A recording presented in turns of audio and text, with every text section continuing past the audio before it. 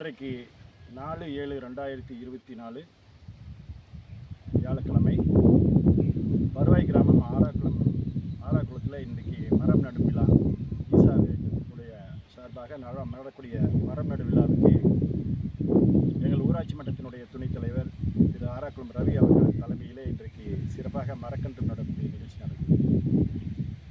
இப்போ பார்த்தீங்கன்னா கடந்த வெயில் காலங்களில் வரலாறு காணாத வெயில்னு சொல்லி சொன்னோம். இந்த வெயிலில் நிறைய பேர் துன்புறக்கூடிய ஒரு சூழ்நிலை பார்த்தோம். அப்போ பார்த்தா நிறைய மரங்கள் வேணும் அப்படிங்கிற எண்ணம் நிறைய பேர்த்துக்கு உருவாச்சு. அதே சமயத்தில் இந்த மரம் நடக்கூடிய அந்த எண்ணங்களை தொடர்ச்சியாக அவர்களுடைய எண்ணங்களை செயலாக்கம் செய்வதற்காக தொடர்ந்து நாங்கள் முயற்சி கொண்டு இருக்கின்றோம். ஆராக்குளத்தை பொறுத்த வரைக்கும் பசுமை பரப்பை அதிகப்படுத்துவதற்காக மரம் நடுவதற்காகமான பணிகள் எல்லோருக்கும் முன்னோடியாக திகழ்ந்து கொண்டிருக்கிறது.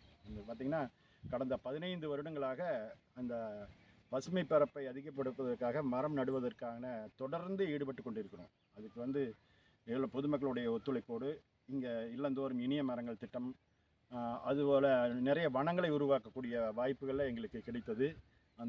அந்த வகையில் சிறப்பான பணிகளை செய்து கொண்டிருக்கின்றோம். எங்களுக்கு பொறுத்த வரைக்கும் இந்த பசுமை பரப்பை அதிகப்படுத்துவதற்கு, பல்லுயிர் பெருக்கத்தை உருவாக்குவதற்கு, பறவைகளுக்கான உணவுகளுக்கு ஏற்பாடு செய்வதற்கு, இதுக்கு எல்லாமே பார்த்திங்கன்னா மரங்கள் தேவை. மழை வருவதற்கு மரங்கள் தேவைங்கிற உணர்வு எல்லோருக்குமே வந்துவிட்டது.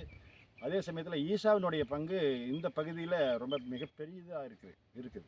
அரிய வகை மரங்கள், வேங்கை மரமாகட்டும், நீர்மத்தி மரங்களாகட்டும், கடம்ப மரங்களாகட்டும், மருத மரங்களாகட்டும், இவையெல்லாம் மேற்கு தொடர்ச்சி மலைகளில் மட்டுமே இருக்கக்கூடிய அந்த மரங்களை எல்லாம் இன்றைக்கு கொண்டு இங்கே நம்முடைய நகர்ப்பகுதிகளே, கிராம பகுதிகளிலே எங்கெங்கும் பரப்பக்கூடிய ஒரு வாய்ப்பை உருவாக்கி தருவது ஈசாவனுடைய ஒரு பெரிய முயற்சி.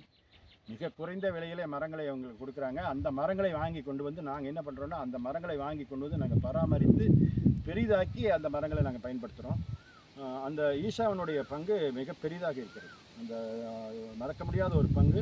அதுவும் பல்லடத்தில் ஒரு ஈசா நர்சரி இந்த பகுதியில் போகக்கூடிய நெடுஞ்சாலையொட்டி இருக்கிறதுனால நிறைய மரங்களை வாங்கி கொண்டு போய் பயன்படுறாங்க.